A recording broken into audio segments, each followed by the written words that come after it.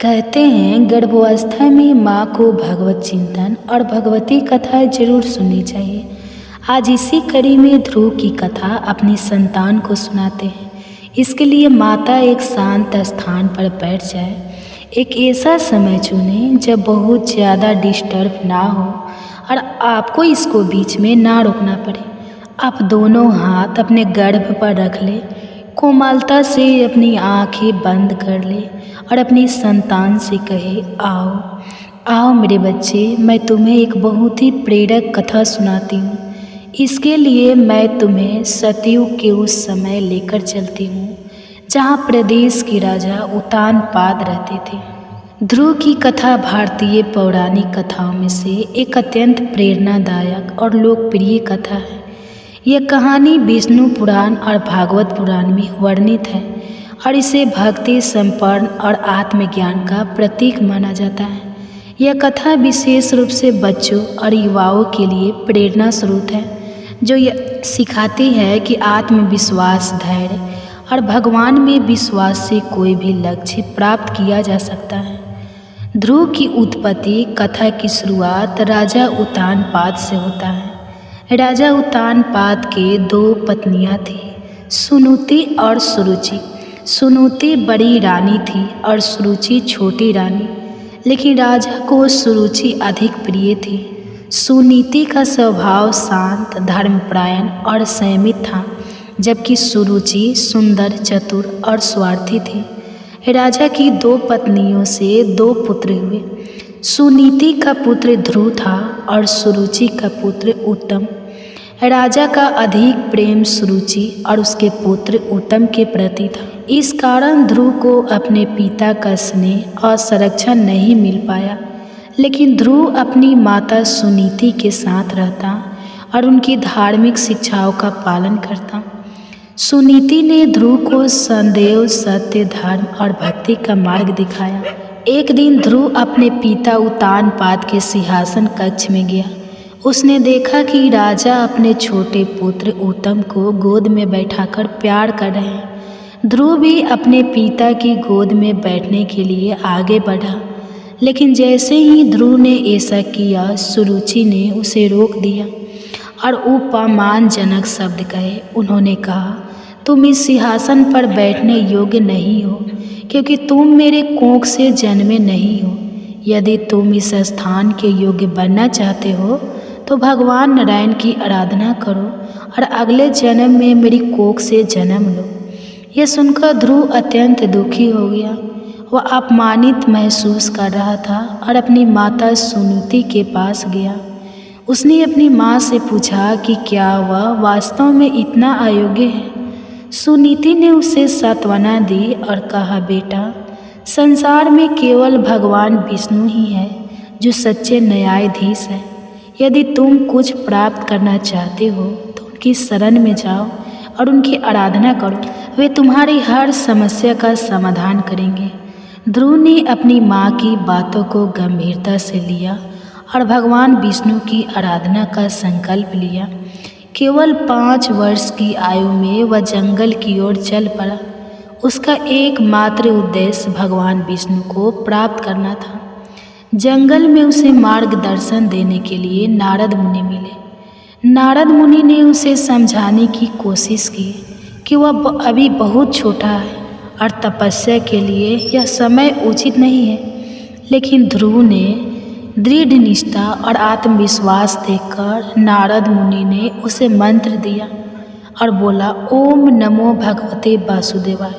इस मंत्र के साथ ध्रुव ने कठोर तपस्या शुरू की। पहले महीने में उसने केवल फल और जड़ी बूटियाँ खाई। दूसरे महीने में उसने केवल पानी पिया। तीसरे महीने में उसने वायु पर निर्भर रहकर तपस्या की। उसकी तपस्या इतनी गहन थी कि संपूर्ण प्रकृति हिलने लगी। देवता भी उसकी तपस्या से चिंतित हो गए और भगवान विष्णु से उसकी प्रार्थना करने लगे। ध्रुव की कठोर तपस्या से प्रसन्न होकर भगवान विष्णु ने उसे दर्शन दिए।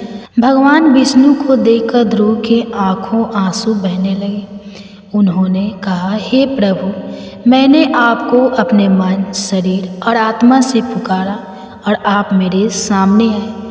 कृपया मुझे अपना आशीर्वाद दें। भगवान विष्णु ने ध्रुव को आशीर्वाद दिया और कहा, तुम्हारा नाम सदा अमर रहेगा। तुम्हें आकाश में ध्रुव तारे के रूप में स्थान मिलेगा, जो हमेशा स्थिर रहेगा और सभी को प्रेरणा देगा। भगवान विष्णु का आशीर्वाद प्राप्त करने के लिए बाद ध्रुव अपने राज्य लौट आया। राजा उत्तानपाद को अपने पुत्र पर गर्व हुआ और उन्होंने उसे गले लगा लिया। ध्रुव को अपने अधिकार और स्थान से भी अधिक अपने आत्मविश्वास और भगवान की कृपा पर गर्व था। राजा ने ध्रुव को अपना उत्तराधिकारी बनाया।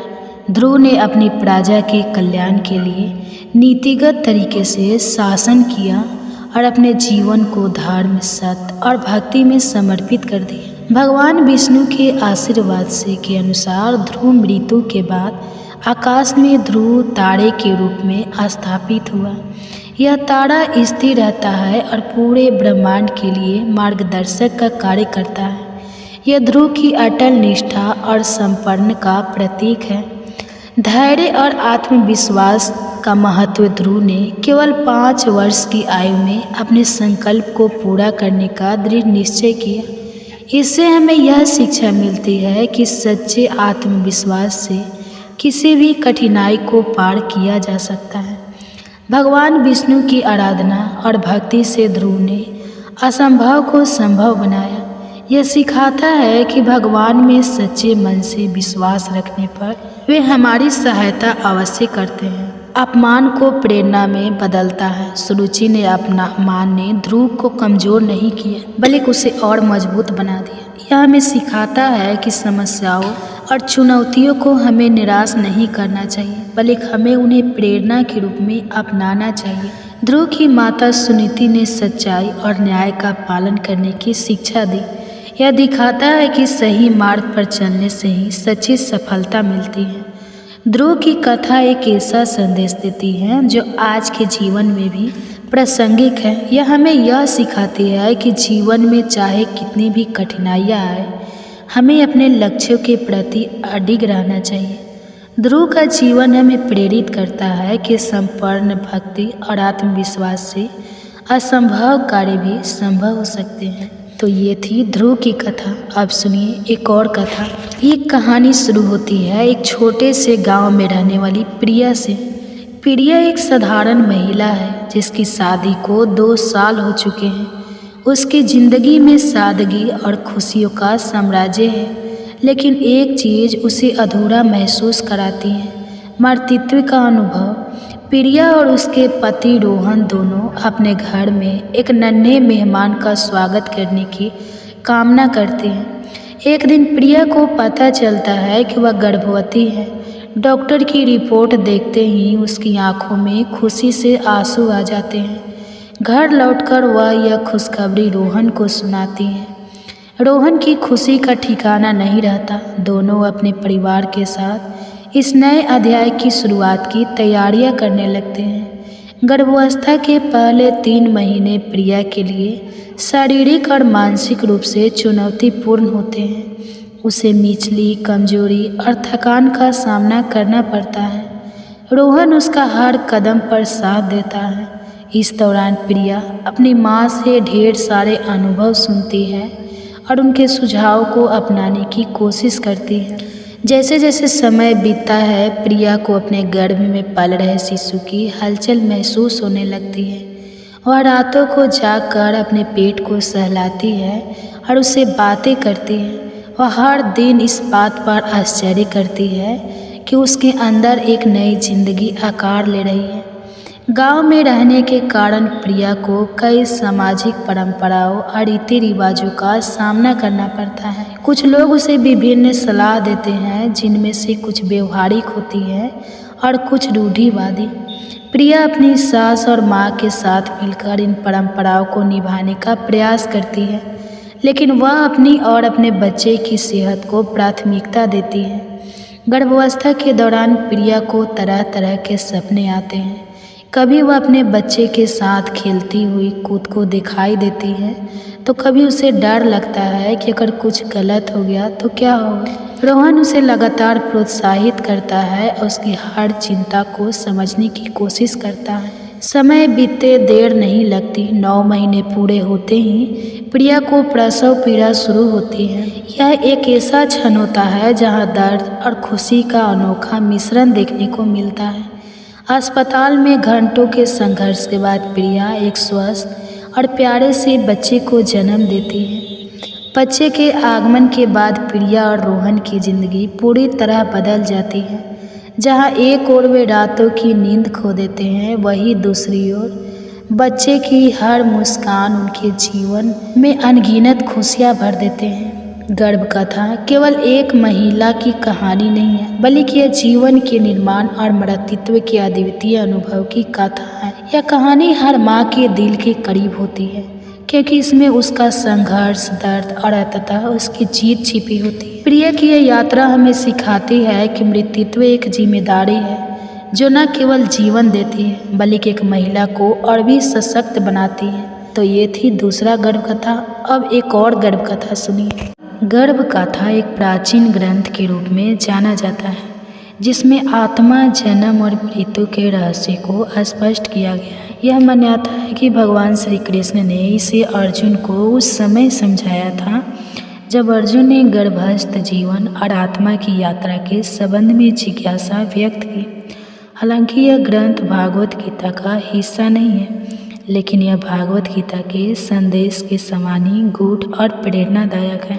इस ग्रंथ में आत्मा के गर्भ में प्रवेश, जन्म से पहले का संघर्ष और कर्म के सिद्धांत पर प्रकाश डाला गया है। भगवान श्री कृष्ण कहते हैं कि आत्मा न कभी पैदा होती है और ना मरती है। आत्मा आनंदी, अनंत और स्वास्थ्य है। यह शरीर को मात्र एक वस्त्र की तरह धारण करती है। गर्भ गीता में बताया गया है कि आत्मा गर्भ में प्रवेश करने से पहले अपने कर्मों के अनुसार अगले जन्म का चयन करती है। आत्मा न जन्म लेती है न मरती है, यह स्वास्थ्य और अविनाशी है। गर्भ में शिशु को कई प्रकार की पीड़ाएं सहनी पड़ती हैं। भोजन, पोषण और माँ के कर्मों का प्रभाव बच्चे पर पड़ता है। गर्भस्थ शिशु को 9 महीने तक अंधकार और संकुचित स्थान में रहना पड़ता है, जो आत्मा के लिए एक परीक्षा है। हे अर्जुन, आत्मा गर्भ में प्रवेश करके अपने पूर्व जन्म के कर्मों का फल भोगने के लिए तैयार होते हैं। गर्भ की हर पीड़ा आत्मा को शुद्ध करती है। गर्भ गीता यह स्पष्ट करती है कि आत्मा का जन्म उसके कर्मों के आधार पर होती है। अच्छे कर्म आत्मा को सुखद गर्भ और जीवन प्रदान करते हैं, जबकि बुरे कर्म कष्टमय गर्भ और जीवन की ओर ले जाते हैं। कर्म प्रधान अर्जुन, कर्म ही जीवन का आधार है। जिस प्रकार बीज बोया जाता है, उसी प्रकार फल प्राप्त होता है। गर्भ गीता में यह बताया गया है कि आत्मा का मुख्य उद्देश्य भगवान की भक्ति करना और मोक्ष प्राप्त करना है। गर्भस्थ शिशु भगवान का स्मरण करता है, लेकिन जन्म के बाद यह स्मृति मिट जाती है। माँ स्मृति गर्भे स्थितो जीव, किंतु जन्मे गर्भ में जीव भगवान का स्मरण करता है, परंतु जन्म के बाद भौतिक जगत में इसे भूल जाता है। गर्भ गीता में जन्म और मृत्यु को आत्मा की यात्रा का एक भाग माना गया है। आत्मा बार बार जन्म लेती है जब तक कि यह मोक्ष को प्राप्त नहीं कर लेती। हे अर्जुन, यह संसार एवं अनवरतन चक्र है। आत्मा का उद्देश्य इस चक्र से मुक्त होना है। गर्भ गीता में गर्भवती माँ के आचरण और विचारों पर जोर दिया गया है। माँ का खान पान, व्यवहार और सोच गर्भस्थ शिशु पर गहरा प्रभाव डालते हैं। गर्भिणी माता को सदैव शुद्ध विचारों, सात्विक आहार और ईश्वर के भजन में लीन रहना चाहिए। श्री कृष्ण गर्भ गीता में कहते हैं कि आत्मा को जन्म मृत्यु के चक्र से मुक्त होने के लिए भागवत भक्ति का मार्ग अपनाना चाहिए। भगवान का नाम स्मरण, सत्संग और सत्य मार्ग पर चलना आत्मा को शुद्ध करता है। हरि नाम ही जीवन का आधार है। यह आत्मा को जन्म मृत्यु के बंधन से मुक्त करता है।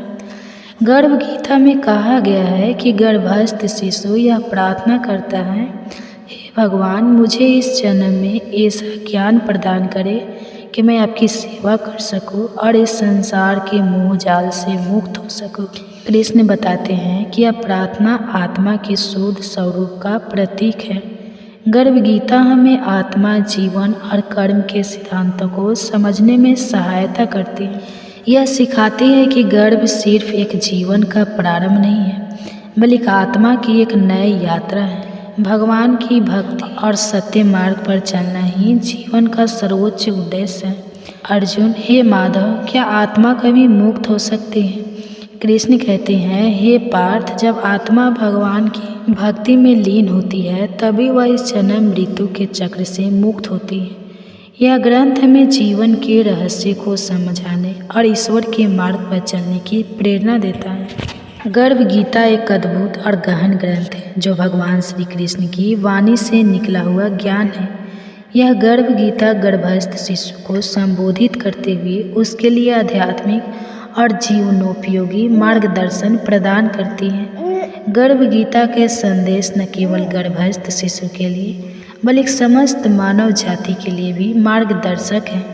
इसमें जीवन के गूढ़ रहस्य, कर्म, धर्म और मोक्ष का अद्भुत वर्णन मिलता है। पौराणिक मान्यताओं के अनुसार गर्भ गीता तब प्रस्तुत की गई है जब देवकी के गर्भ में बालक कृष्ण के बड़े भाई बलराम स्थित थे।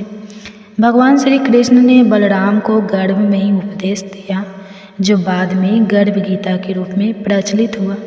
इस गीता का मुख्य उद्देश्य यह समझना था कि आत्मा अमर है और शरीर नश्वर। गर्भ में भी आत्मा को अपने उद्देश्य और कर्तव्य का बोध होना चाहिए। कृष्ण ने गर्भस्थ बलराम को बताया कि आत्मा शरीर से परे है। आत्मा अजर, अमर, नित्य और शुद्ध है। आत्मा का न तो जन्म होता है और न ही मृत्यु। यह शरीर के नाश के साथ समाप्त नहीं होती। कृष्ण कहते हैं, हे भ्राता, तुम केवल शरीर नहीं हो, तुम एक अमर आत्मा हो। यह शरीर केवल एक साधन है। आत्मा की यात्रा अनंत है और इसका उद्देश्य परम सत्य को प्राप्त करना है। गर्भ गीता में कर्म और धर्म पर भी जोर दिया गया है। कृष्ण कहते हैं कि प्रत्येक प्राणी का कर्तव्य है कि वह अपने धर्म का पालन करे। कर्म ही जीवन का आधार है और धर्म वह पथ है जो आत्मा को मोक्ष तक ले जाता है। हे भ्राता, जो कर्म धर्म के अनुसार किया जाता है वह आत्मा को शुद्ध करता है, परंतु अधर्म के कर्म आत्मा को बंधन में डालते हैं। इसलिए सदैव धर्म के मार्ग पर चल। गर्भ गीता में यह उल्लेख मिलता है कि शिशु गर्भ में रहते हुए भी शिक्षा प्राप्त कर सकता है। गर्भावस्था में माता द्वारा पढ़ी गई सामग्री, सुने गए विचार और वातावरण का गहरा प्रभाव शिशु पर पड़ता है। कृष्ण कहते हैं, गर्भ से ही ज्ञान की शुरुआत होती है। माता के विचार, उसके कर्म और उसका व्यवहार गर्भस्थ शिशु पर अंकित होता है।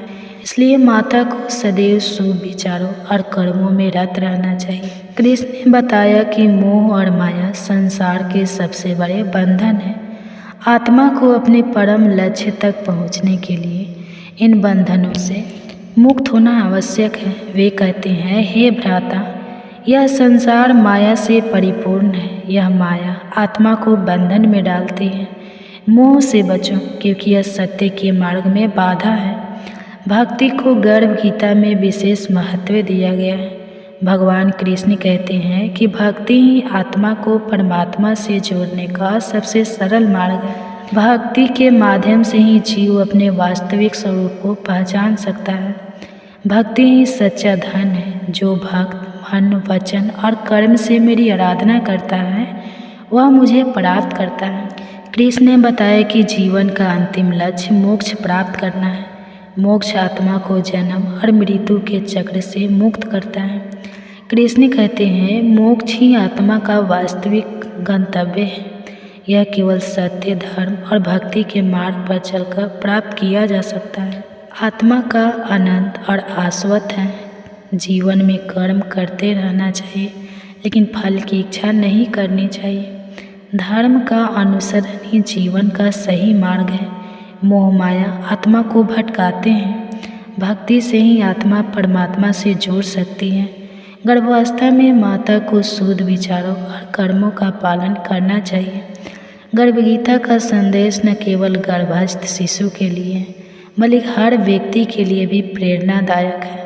यह हमें सिखाती है कि आत्मा अमर है और हमें धर्म, कर्म और भक्ति के मार्ग पर चलकर जीवन को सार्थक बनाना चाहिए। कृष्ण की वाणी कलजयी है और हर युग में मानवता के लिए प्रेरणा स्रोत है। गर्भगीता केवल एक ग्रंथ नहीं, बल्कि जीवन के सत्य और उद्देश्य को समझने का माध्यम है। इस प्रकार गर्भगीता हमें आत्मा, कर्म, धर्म और मोक्ष के गूढ़ रहस्य को समझने में सहायक होती है। इसे अपने जीवन में अपनाकर हम न केवल अपने जीवन को सफल बना सकते हैं, बल्कि समाज और विश्व को भी एक नई दिशा दे सकते हैं। अब गर्भवती माता सुने गर्भगीता का पाठ। धर्मात्मा पांडव कौरव के षड्यंत्र से धूत में इंद्रप्रहस्त हार गए। चक्रवर्ती सम्राट युधिष्ठिर भाइयों और द्रौपदी के साथ वन की ओर चले। आधा दिन तो नगर से विदाई में ही बीत चला था। वन में प्रवेश के साथ ही घना अंधेरा छा गया। जिस जलाशय की ओर जाना था अभी काफ़ी दूर था। अंधेरे में वे अंदाज से धीरे धीरे बढ़ते ही जा रहे थे। इतने में मशाल लिए एक भयंकर व्यक्ति मिला। युधिष्ठिर ने उससे पूछा, भाई जलाशय कितनी दूर है? मैं युधिष्ठिर और मेरे भाई भीम, अर्जुन, नकुल, सहदेव तथा द्रौपदी यहाँ वनवास के लिए आए हुए हैं। वह था किरमी राक्षस। उसने कहा, ओ मेरे भाई बकासुर का हत्यारा भीम, मैं कब से तुम्हें ढूंढ रहा था। आज मिले हो। अब मैं तुम्हें मारकर अपने भाई का बदला लूँगा। मशाल रखकर उसने एक वृक्ष उखाड़ा और भीम पर टूट पड़ा। भीम भी कौरव के छल प्रचंड से जला भुना था, क्रोध में उबल रहा था। उसने कर्मिर को मिसलकर मार डाला। उसी की मशाल लेकर पांडव आगे बढ़े। जलाशय के किनारे पहुँचे और रात भर में ही एक झोपड़ी तैयार कर ली। जब सब व्यवस्थित हो गए तो युधिष्ठिर लगे रोने। वह कहने लगे कि मैं ही सबके दुख का कारण हूँ।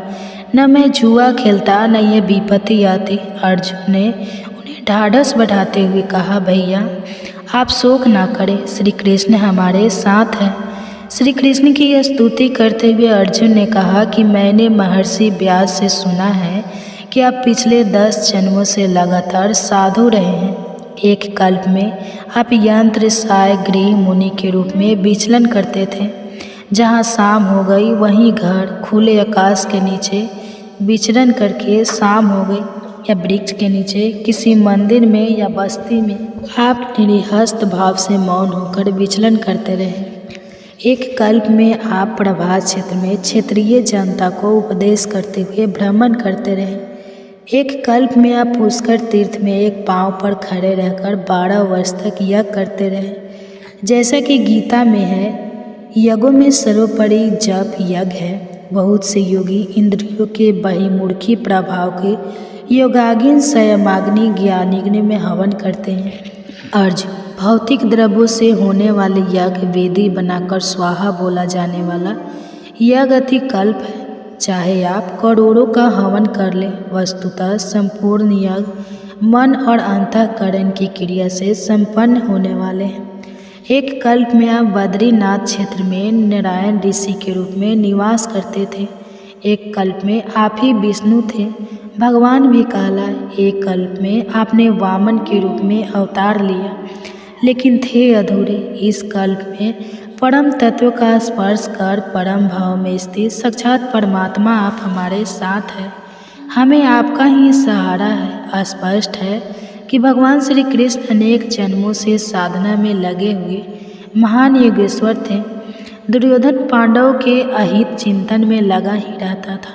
उन्हीं दिनों अपने क्रोध के लिए प्रसिद्ध तपोधन दुर्वासा हस्तिनापुर पधारे। वह आते ही बिगड़ पड़े, क्योंकि कुरुवंशियों तुम लोगों के अंदर कोई श्रद्धा दिखाई नहीं देती। दुर्योधन भुन भुनाया कि इस महात्मा ने तो नाक में दम कर रखा था। शकुनी बोला, नहीं भैया, ये महात्मा बड़े काम के होते हैं। श्राप तो इनकी नाक पर रहता है, इनकी अभ्यर्था करो। दुर्वासा बोले, यह क्या बड़बड़ कर रहा है? शकुनी ने कहा, भगवान यह कह रहा है कि हमारे भाई पांडव होते तो आज आपका दर्शन और सेवा कर धन्य हो जाते।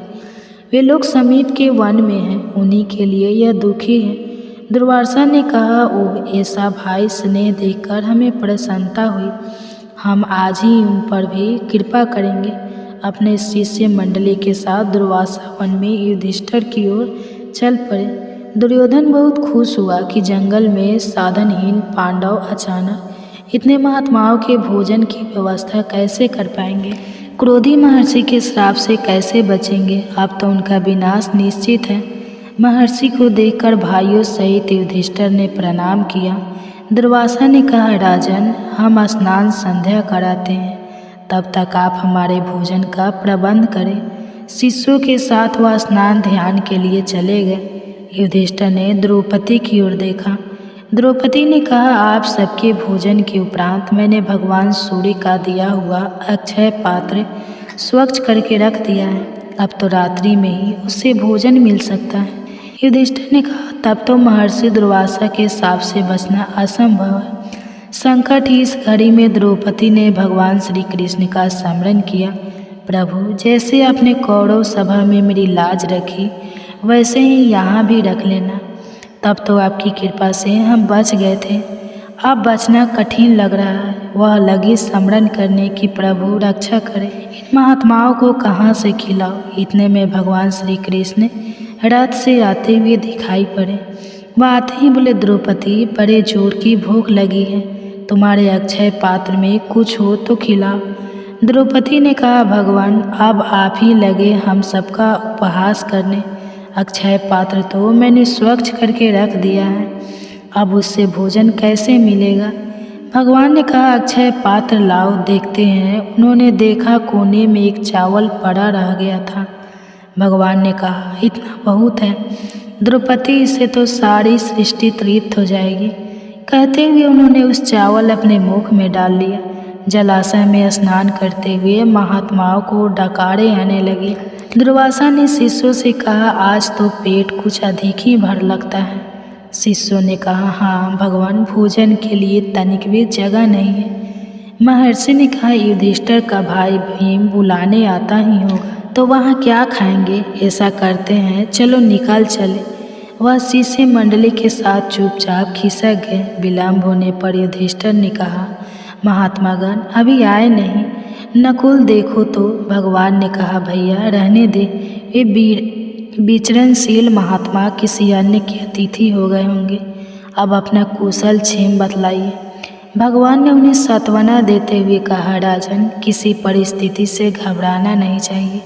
यह वनवास भी आप सबका साधना पथ है, देखते नहीं हो मेरे जीवन में भी कितने उतार चढ़ाव है। पूतना, उघासुर, बकासुर, कंस मामा, तत्पश्चात जरासंध, जल यवन। अर्जुन ने कहा, केशव, आप तो आप ही का आसरा है। भगवान ने उन सबको धैर्य बधाया और आगे बढ़ गए। इस कथानक में भी भगवान श्री कृष्ण का योगेश्वर विदित होता है।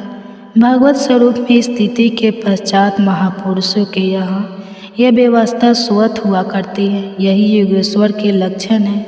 भगवान श्री कृष्ण एक योगी थे। श्री कृष्ण गीता के आलोक में भगवान श्री कृष्ण का स्वरूप देखते हैं।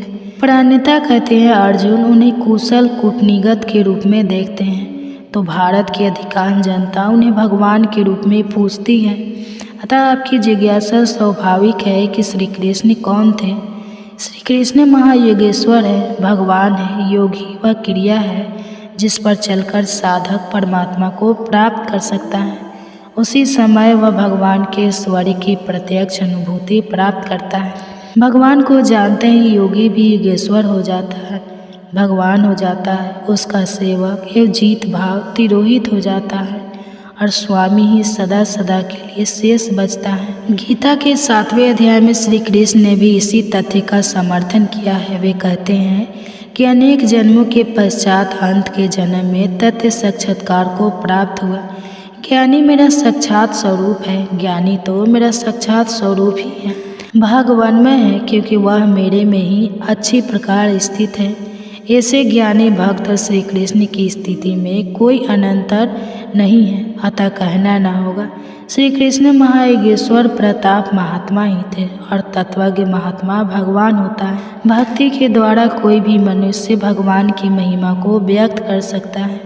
महात्मा श्री कृष्ण ने गीता शास्त्र में यत्र तंत्र सर्वत्र अपना परिचय दिया। टीकाओं में न जाकर योगेश्वर श्री कृष्ण की मूलवाणी पर दृष्टिपात करें तो श्री कृष्ण के स्वरूप को लेकर भ्रांति नहीं होगी। गीता के 3 अध्याय में श्री कृष्ण ने प्रति वाले महापुरुष के लक्षण बताए और फिर ऐसे महात्माओं के समक्ष अपने को ही घोषित किया। वे कहते हैं, जो पुरुष मेरे द्वारा निर्धारित किए हुए कर्म को नहीं करता, श्री कृष्ण केवल आराधना को ही कर्म मानते हैं, वह पापायु पुरुष व्यर्थ जीता है। किंतु जो पुरुष आत्मा में ही तृप्त तथा संतुष्ट है, उसके लिए कर्म की अर्थात आराधना की आवश्यकता नहीं है। समय द्वारा कर्म को किए जाने से न कोई लाभ है और न छोड़ने से हानि ही है। इस स्थिति को बिना कर्म किए कोई नहीं पाता। जनक इत्यादि भी इसी कर्म को करके परम सिद्धि को प्राप्त हुआ। ऐसे पुरुष केवल लोक छीनक अथवा लोक कल्याण के निमित्त ही स्वयं कर्म में व्यस्त हैं। इतना कहने के पश्चात श्री कृष्ण ऐसे महात्माओं से अपनी तुलना करते हैं। कौन्तेय, मुझे भी प्राप्त होने योग्य किंचित मात्र वस्तु अब अप्राय नहीं है, अर्थात मैं भी आत्म तृप्ति हूँ। महात्माओं की तरह मुझे भी अब कर्म करने की आवश्यकता नहीं है, फिर भी पिछले वालों के हित की इच्छा से मैं भाली प्रकार कर्म में बरतता हूँ। इस प्रकार श्री कृष्ण ने महापुरुषों से अपनी तुलना करते हुए संकेत किया कि वे भी भागवत स्वरूप को प्राप्त महापुरुष हैं। 2 अध्याय में श्री कृष्ण कहते हैं कि आत्मा अपरिवर्तनशील, न सूखने वाला, न जलने वाला, न गलने वाला, नित्य व्यापक, अचल और सनातन है। इसी आत्मा को साक्षात जानना ही सनातन धर्म है। किंतु ऐसी आत्मा सर्वे है जो खोजा जिसे जाए। श्री कृष्ण कहते हैं कि आत्मा को इन विभूतियों से युक्त तत्वदर्शियों ने देखा। साधारण लोगों को आत्मा के गुण धर्म दिखाई नहीं पड़ते। प्रायः शोक, संताप और मृत्यु का कारण इच्छा और रोग दोष की दिखाई पड़ते हैं, किंतु श्री कृष्ण आत्मा को उपरोक्त विभूतियों के साथ जानते हैं। सुखदेव जी ने महाराज परीक्षित को सुनाया था भागवत कथा। सर्वप्रथम सच्चिदानंद स्वरूप भगवान श्री कृष्ण को हम नमस्कार करते हैं, जो जगत की उत्पत्ति, स्थिति और विनाश के हेतु तथा आध्यात्मिक आदि, दैविक और आदि भौतिक तीनों प्रकार के ताप का नाश करने वाले हैं। जिस समय श्री सुखदेव जी का योग पवित्र संस्कार भी नहीं हुआ था तथा लौकिक वैदिक कर्मों के अनुष्ठान का अवसर भी नहीं आया था, तभी वे भगवान की प्रेरणा से संन्यास मार्ग को निकल पड़े। उस समय उन्हें अकेले ही संन्यास लेने के लिए घर से जाते देखकर उनके पिता व्यास जी विरह से कातर होकर पुकारने लगे, पुत्र पुत्र तुम कहाँ जा रहे हो। उस समय सुखदेव जी अपने वैराग्य ध्यान में तन्मय थे। उनके तन्मय होने के कारण उस समय वृक्षों ने श्री सुखदेव जी की ओर से उत्तर दिया था।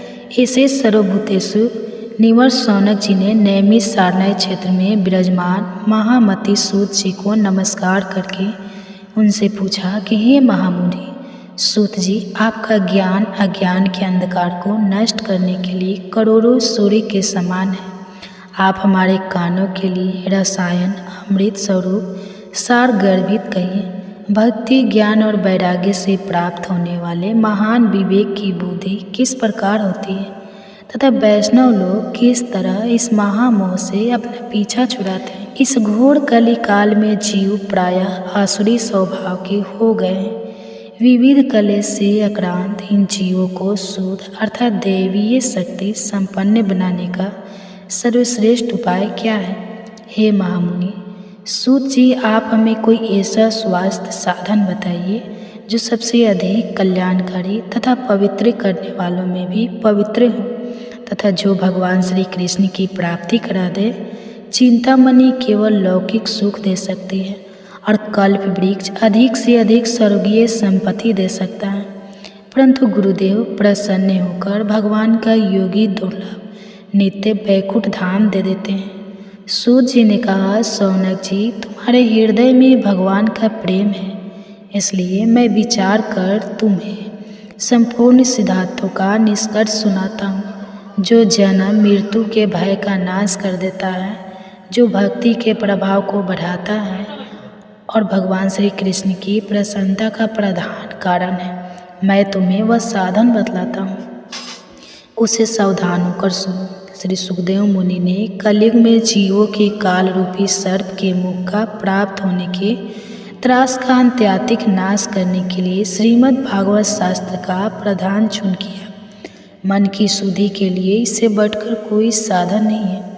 जब मनुष्य के जन्म जन्मांतर का पुण्य उदय होता है, तभी उसे इस भागवत शास्त्र की प्राप्ति होती है। सुखदेव मुनि राजा परीक्षित को यह कथा सुनाने के लिए सभा में विराजमान हुए। तब देवता लोग उनके पास अमृत का कलश लेकर आए। देवता अपना काम बनाने में बड़े कुशल होते हैं, अतः यहाँ अभी सबने सुखदेव मुनि को नमस्कार करके कहा, आप यह अमृत लेकर बदले में हमें कथा अमृत का दान दीजिए। कहा, आप यह अमृत लेकर बदले में हमें कथा अमृत का दान दीजिए। इस प्रकार परस्पर विनिमय अर्थात अदला बदली हो जाने पर राजा परीक्षित अमृत का पान करें और हम सब श्रीमद् भागवत स्वरूप कथा अमृत का पान करेंगे। इस संसार में कहाँ कांठ और कहाँ महामूद मणि तथा कहाँ सुधा और कहाँ कथा। श्री सुखदेव जी ने यह सोचकर उस समय देवताओं का प्रस्ताव अस्वीकार कर दिया। उन्हें शक्ति शून्य अर्थात कथा का अनाधिकारी जानकर कथा अमृत का दान नहीं किया। इस प्रकार ये श्रीमद् भागवत की कथा देवताओं को भी दुर्लभ है। पूर्व काल में श्रीमद् भागवत के श्रवण से ही राजा परीक्षित की मुक्ति देखकर ब्रह्मा जी को भी बड़ा आश्चर्य हुआ था। उन्होंने सत्यलोक में तराजू बांधकर सब साधनों को तोला। अन्य सभी साधन तोल में हल्के पड़ गए। महत्व के कारण भागवत ही सबसे भारी रहा। यह देखकर सभी ऋषियों को बड़ा विस्मय हुआ। उन्होंने कलयुग में इस भागवत रूप भागवत शास्त्र को ही पढ़ने और सुनने से तत्काल मोक्ष देने वाला निश्चित किया। सप्ताह विधि से श्रवण करने पर यह निश्चय भक्ति प्रदान करता है। पूर्व काल में इसे दयापरायण सनकादि ने देवर्षि नारद को सुनाया था। यद्यपि देवर्षि ने पहले ब्रह्मा जी के मुख से इसे श्रवण कर लिया था, तथापि सप्ताह श्रवण की विधि तो उन्हें सनका आदि ने ही बताई थी। शौनक जी ने पूछा, संसारिक प्रपंच से मुक्त एवं विचलन सब नारद जी का सनका आदि के साथ शिव कहाँ हुआ और विधि विधान के श्रवण में उनकी प्रीति कैसे हुई। सूत जी ने कहा, अब मैं तुम्हें वह भक्तिपूर्ण कथानक सुनाता हूँ जो श्री सुखदेव जी ने मुझे अपना अनन्य शिष्य जानकर एकांत में सुनाया था। एक दिन विशालापुरी में वे चारों निर्मल ऋषि सत्संग के लिए आए। वहाँ उन्होंने नारद जी को देखा। सनकादि ने पूछा, ब्रह्मा ऋषि, आपका मुख उदास क्यों हो रहा है? आप चिंता कैसे हैं? इतनी जल्दी जल्दी अब कहाँ जा रहे हैं और आपका आगमन कहाँ से हो रहा है? इस समय तो आप उस पुरुष के समान व्याकुल जान पड़ते हैं जिसका सारा धन लूट गया हो। आप जैसे आसक्ति रहित पुरुषों के लिए यह उचित नहीं है। इसका क्या कारण है, कृपया हमें बतलाइए। तब नारद जी ने कहा, मैं सर्वोत्तम लोक समझकर पृथ्वी में आया था। यहाँ पुष्कर, प्रयाग, काशी, गोदावरी, नासिक, हरिद्वार, कुरुक्षेत्र, श्रीरंग और सेतुबंध आदि कई तीर्थों में इधर उधर विचर रहा, किंतु मुझे कहीं भी मन को संतोष देने वाली शांति नहीं मिली। इस समय अधर्म के सहायक कलयुग ने सारी पृथ्वी को पीड़ित कर रखा। अब यहाँ सत्य, तप, शौच अर्थात बाहर भीतर की पवित्रता, दया, दान आदि कुछ भी नहीं है। बेचारे जीव केवल अपना पेट पालने में लगे हुए हैं। वो असत्यभाषी, आलसी, मंदबुद्धि, भाग्यहीन, उपद्रवग्रस्त हो गए। जो साधु संत कहे जाते हैं वे पूरे पाखंडी हो गए। देखने में तो वे वीरक है, किंतु स्त्री धन आदि सभी की लालसा करते हैं। लोभ के वशीभूत होकर लोग कन्या विक्रय करते हैं और स्त्री पुरुषों में कल मचा रहता है। महात्माओं के आश्रम, तीर्थ और नदियों पर यौनों अर्थात अधर्मों का अधिकार हो गया है। उन दुष्टों ने बहुत से देवालय भी नष्ट कर दिए हैं। मैं इस समय यहाँ न योगी हैं न सिद्ध है, न ज्ञानी है और न कोई सत्कर्म करने वाला ही है।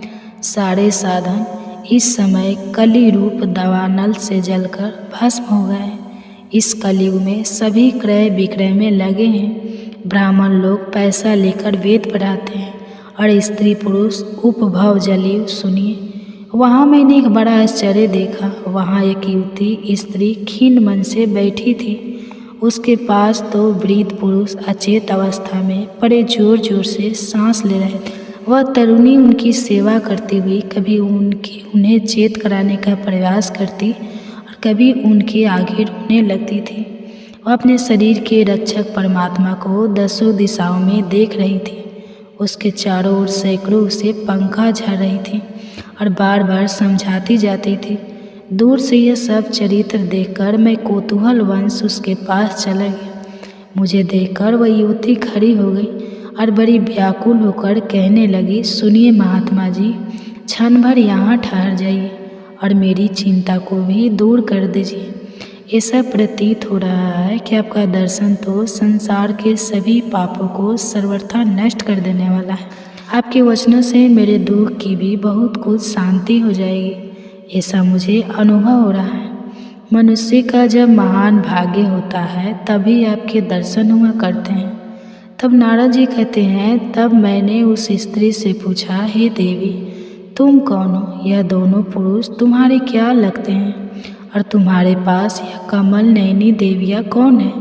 तुम हमें विस्तार से अपने दुख का कारण बताओ। युवती ने कहा, मेरा नाम भक्ति है। यह ज्ञान और वैराग्य नामक मेरे पुत्र हैं। समय के फेर से ही यह ऐसे जर्जर हो गए हैं और यह देवियाँ गंगा जी आदि नदियाँ हैं। यह सब मेरी सेवा करने के लिए ही आई है। इस प्रकार साक्षात देवी के द्वारा सेवित होने पर भी मुझे सुख शांति नहीं है। हे तपोधन, आप ध्यान देकर मेरा वृत्तांत सुनिए। मेरी कथा वैसे तो प्रस है, फिर भी उसे सुनकर आप मुझे शांति प्रदान करें। श्री कृष्ण कहते हैं, हे अर्जुन, सभी मानव ईश्वर की संतान है। मनुष्य मेरा विशुद्ध अंश है, उतना ही पावन जितना भगवान। दो भेदभाव, छुआछूत, कैसे सुख रहित क्षण भूकंप, किंतु दुर्लभ मानव तन को पाकर मेरा भजन कर, अर्थात भजन का अधिकार मनुष्य शिवधारी है। कृष्ण कहते हैं, हे अर्जुन, मनुष्य केवल दो प्रकार के हैं, देवता और असुर। जिसके हृदय में दैवी संपत्ति कार्य करती है वह देवता है, तथा जिसके हृदय में आसुरी संपद कार्य करती है वह असुर है। तीसरी कोई अन्य जाति सृष्टि में नहीं है। वास्तव में मनुष्य का स्वभाव इन्हीं दो प्रकारों का है। जैसी वृत्ति वैसा ही वह मनुष्य है। मुझे भजकर लोग स्वर्ग तक की कामना करते हैं, मैं उन्हें देता हूँ, अर्थात सब कुछ एक परमात्मा से सुलभ है। मांगना ही है तो भगवान से मांगो। इंद्र से स्वर्ग मांगोगे तो वह कदापि नहीं देगा। जब जब उसे लगा कि कोई महर्षि उसका पद लेना चाहता है तो उसने विघ्न ही डाला। किसी साधारण दुकानदार से मांगोगे तो वह बहुत देगा, मुट्ठी दो मुट्ठी देगा। जिस दिन उसकी गद्दी मांगोगे वह भगा देगा। लेकिन भगवान देते हैं तो अपनी भगवता ही दे देते हैं, फिर कुछ मांगने की आवश्यकता ही न रह जाती है। संपूर्ण पापियों से अधिक पाप करने वाला भी ज्ञान रूपी नौका द्वारा निसंदेह पार हो जाएगा। अतः भूल जाए कि हम पापी हैं, एकमात्र गीता के अनुसार साधना आरंभ भर कर दे। सब पाप समाप्त। गीता पाप का निवारण कर सहज शांति देती है। आत्मा के अधिपत्य में आचरण तत्व के अर्थ रूप मुझ परमात्मा का प्रत्यक्ष दर्शन ज्ञान है, और इसके अतिरिक्त जो कुछ भी है अज्ञान है। ईश्वर की प्रत्यक्ष जानकारी ही ज्ञान है। इसके अतिरिक्त सब व्यर्थ की बातें हैं। संसार में जीते खाते रहने से पहले की अर्जित जानकारियाँ मिटती जाती हैं, नई जानकारियाँ मिलती जाती हैं। जीवन यापन की व्यवस्था परिवर्तनशील है, ये लोक रीति है, ज्ञान नहीं।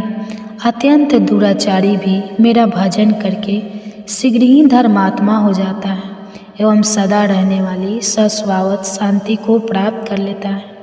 अतः धर्मात्मा वह है जो एक परमात्मा के प्रति समर्पित है और भजन करने का अधिकार दुराचारी तक को है। अतः यह ना सोचे कि क्या भगवान हम पर खुश होंगे, केवल श्रद्धा भाव से लग भर जाए, भगवान के प्यारे हो जाएंगे। इस आत्म दर्शन की क्रिया का सौला आचरण भी जन्म मरण के महान भय से उद्धार करने वाला होता है। भजन चिंतन का बीज भर पड़ गया तो माया में कोई ताकत नहीं कि उसको नष्ट कर दे।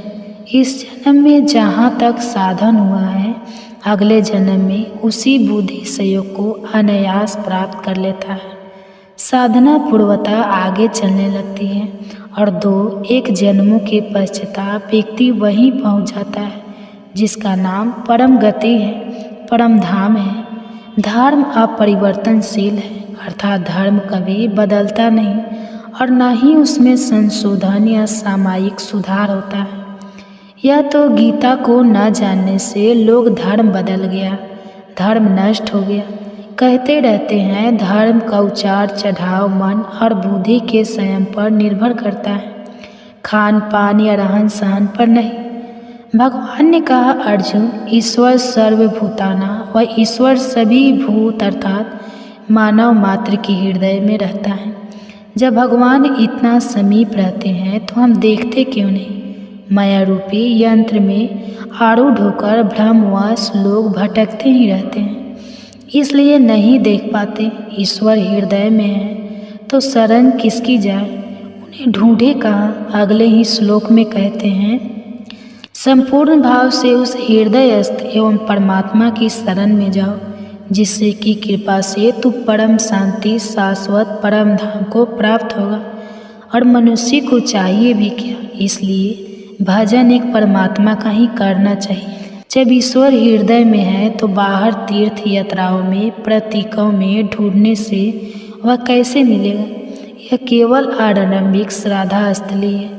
भगवान को खोजने की जगह सबका अपना अपना हृदय है और गीता के अनुसार खोजने का तरीका संपन्न के साथ भगवान का सुमिरन है। संपूर्ण इंद्रियों के व्यापार को, मन की चेष्टाओं को ज्ञान से प्रकाशित हुए आत्मा के संयम रूपी योगाग्नि में हवन करते हैं। यहाँ आग नहीं जलती, लेकिन जिस प्रकार आग में डालने से हर वस्तु भस्म हो जाती है, उसी प्रकार संयम भी अग्नि की तरह है, जिससे इंद्रियों का सारा बहिर्मुखी प्रभाव भस्म हो जाता है। यहाँ अग्नि एक उदाहरण मात्र है। आग जलाकर पूजा करने का कोई विधान गीता में नहीं बताया गया है। बहुत से योगी श्वास को प्रश्वास में हवन करते हैं और बहुत से प्रश्वास को श्वास में। इससे उन्नत अवस्था होने पर अन्य श्वास प्रश्वास की गति रोककर प्राणायाम हो जाते हैं। इस प्रकार योग साधना की विधि विशेष का नाम यज्ञ है। उस यज्ञ को कार्य रूप देना कर्म है। कर्म माने आराधना, कर्म माने चिंतन। इसके अतिरिक्त जो कुछ भी किया जाता है वह कर्म इसी लोक का बंधन है। इस प्रकार बहुत से यज्ञ जैसे श्वास का प्रश्वासन में हवन, प्रवास का श्वास में हवन, श्वास प्रश्वास का निरोध कर प्राणायाम के प्राणायाम होना इत्यादि यज्ञ जिस आचरण से पूर्ण होते हैं उस आचरण का नाम कर्म है। कर्म माने आराधना, कर्म माने चिंतन, योग साधना पद्धति का नाम यज्ञ है। इस यज्ञ को क्रियान्वित करना कर्म है। विक्रम का अर्थ विकल्प शून्य कर्म है। प्राप्ति के पश्चाताप महापुरुषों के कर्म विकल्प शून्य होते हैं। आत्मस्थित, आत्मतृप्त, आत्मकाम महापुरुषों के न तो कर्म करने से कोई लाभ है और न छोड़ने से कोई हानि ही है, फिर भी वे पीछे वालों के हित के लिए कर्म करते हैं। ऐसा कर्म विकल्प शून्य है, विशुद्ध है और यही कर्म विकर्म कहलाता है। यज्ञ न करने वालों को दोबारा मनुष्य शरीर भी नहीं मिलता, अर्थात यज्ञ करने का अधिकार उन सबको है जिन्हें मनुष्य शरीर मिला है। अब दुनिया में आप चाहे जहाँ जन्मे हो, गीतोक्त साधनात्मक यज्ञ करने का अधिकार आप सबको भली प्रकार है। इसलिए आज से अभी से गीता में बताई हुई विधि से यज्ञ साधना कर सकते हैं, जिसका परिणाम है अमृत का भोजन। सनातन ब्रह्म में स्थिति का मिलना है। अनन्य भक्ति के द्वारा मैं प्रत्यक्ष देखने, जानने तथा प्रवेश के लिए भी सुलभ हूँ, अर्थात भगवान को देखा जा सकता है। यह कोई अंधविश्वास नहीं है। भगवान को देखने वाले सदैव रहे हैं। इस अविनाशी आत्मा को कोई विरला महापुरुष ही आश्चर्य की तरह देखता है, आश्चर्य की तरह उपदेश करता है, और कोई विरला ही से आश्चर्य की तरह सुनता है, अर्थात यह प्रत्यक्ष दर्शन है। गीतोत्साधन करें, स्वाध्याय करें तो आप और सबके लिए यह दर्शन सुलभ है। यह आत्मा सर्वव्यापक, अचल, स्थिर रहने वाला और सनातन है। आत्मा ही सत्य है। यदि उस सनातन के प्रति हम श्रद्धावान नहीं हैं तो अभी हम सनातन धर्मी नहीं हैं। सनातन धर्म के लिए यदि विकल्प है तो प्रत्याशी अवश्य है। ब्रह्मा और उसमें निर्मित सृष्टि, देवता और दानव दुखों की खानी, क्षण भंगुर और नश्वर है। इनमें से कहीं पूजा करना आरंभ की तो आप नश्वर की पूजा कर रहे हैं। अतः पूजा एक परमात्मा की करनी चाहिए। कामनाओं से जिनकी बुद्धि आक्रांत है, ऐसे मुंद बुद्धि की परमात्मा के अतिरिक्त अन्य देवताओं की पूजा करते हैं। देवताओं को पूजने वाला मेरे ही पूजा करता है, किंतु वह पूजन अविधि पूर्वक है, इसलिए नष्ट हो जाता है। अपनी समझ से तो आदमी सर्वशक्तिमान को ही ढूंढ रहा है, उसे विधि नहीं मालूम है, अविधि पूर्वक है, इसलिए उसका पूजन व्यर्थ चला जाता है, वह नष्ट हो जाता है। भगवान ने कहा, अर्जुन, यह पुरुष श्रद्धामय है। ऐसा कोई पुरुष नहीं है जिसमें श्रद्धा न हो। यही कारण है कि शास्त्र विधि को त्याग कर भजने वाले सात्विकी श्रद्धा वाले देवताओं को, राजस पुरुष यक्ष राक्षसों को और तामस पुरुष भूत प्रेतों को पूजते हैं, किंतु वे शारीरिक रूप से स्थित भूत समुदाय और अंतर्यामी रूप में स्थित मुझ परमात्मा को क्रीस करने वाले हैं। उनको तू असुर जान, अर्थात देवताओं को पूजने वाले भी असुरी वृत्ति के अंतर्गत हैं। इन सबको असुर ही समझो। अ माने नहीं, सुर माने देव, अर्थात वे परम देव परमात्मा के देवत्व से वर्णित हैं। उन्हें परमात्मा की विपरीत दिशा वाला समझो। इतना ही आशय है। असुर का मतलब यह नहीं कि लंबे लंबे दांतों या बड़ी सींगों वाले कोई विचित्र जीव होते होंगे जो यज्ञ की नियत विधि छोड़ कल्पित विधियों से यजन करते हैं। वे ही क्रूर, कर्मी, पापाचारी तथा मनुष्य के अधर्म हैं। अन्य कोई अधम नहीं है, साधना है नहीं, और कहते हैं कि यही साधना है। ऐसे दंभाचारी ही आधम है। गीता प्रत्यक्षदर्शी महापुरुष इस पद को अविनाशी कहते हैं। वितराग महात्मा जिसमें प्रवेश के लिए यत्नशील रहते हैं, जिसे चाहने वाले ब्रह्मचर्य आदि कठोर व्रतों का पालन करते हैं, वह पद मैं तुझे संक्षेप से कहूँगा। इंद्रियों के संपूर्ण दरवाजों को संयमित कर, मन को हृदय देश में स्थिर कर, योग विधि से अंतःकरण के व्यापार को निरुद्ध कर, जो पुरुष जो अक्षय ब्रह्मा का परिचायक है, इसका जप तथा मुझ एक परमात्मा का ध्यान करते हुए दोहाध्यास का त्याग कर जाता है, वह परम गति को प्राप्त हो जाता है। यदि शरीर त्याग का अर्थ देहांत होता तो परम गति कौन प्राप्त करता? जब तक गुण है, संस्कार है, एक शरीर के बाद दूसरा मिलता है। मन के निरोध के साथ ही शरीरों का त्याग इसी जीवन में प्राप्त होता है। गीता का प्रथम प्रश्न धर्म है। अर्जुन, कुल धर्म, जाति धर्म इत्यादि के विनाश की आशंका से व्यर्थित था, किंतु भगवान ने समाधान करते हुए कहा, अर्जुन, अस्त वस्तु का अस्तित्व नहीं है और सत का तीनों कालों में अभाव नहीं है। परमात्मा ही स्वस्वाद परम सत्य, अजर, अमर, अपरिवर्तनशील और सनातन पुरुष है, किंतु वह परमात्मा अचिंतन है, चित्त की तरंगों से परे हैं। चित्त का निरोध करके उस सनातन परमात्मा को पाने की विधि विशेष का नाम यज्ञ है। उस यज्ञ को कार्य रूप देना कर्म है और इस कर्म का आचरण ही धर्म है। आपका दायित्व है धार्मिक उथल पुथल को छोड़ एकमात्र मेरी शरण हो जा, अर्थात एक भगवान के प्रति पूर्ण समर्पण ही धर्म का मूल है। उस प्रभु को पाने की नियत विधि का आचरण ही धर्माचर है। और जो उसे करता है वह अत्यंत पापी भी शीघ्र धर्मात्मा हो जाता है। गीता इस अध्याय इस धर्ममय अमृत का जैसे जैसे कहा गया ठीक वैसा ही श्रद्धा से और मेरे परायण होकर जो आचरण करता है वह भक्तों में भी अति उत्तम भक्त मुझे मान्य है। स्पष्ट हुआ कि पूरी की पूरी गीता धर्ममय अमृत है। अमृत तत्व आत्मा को विदित करने वाला शास्त्र है। गीता में भगवान ने कहा कि यह गोपनीय से भी अति गोपनीय शास्त्र मेरे द्वारा कहा गया। इसे जानकर तुम लोक में समृद्धि और कैवल्य ज्ञान प्राप्त कर लोगे। गीता के अतिरिक्त अन्य कोई विधि नहीं है।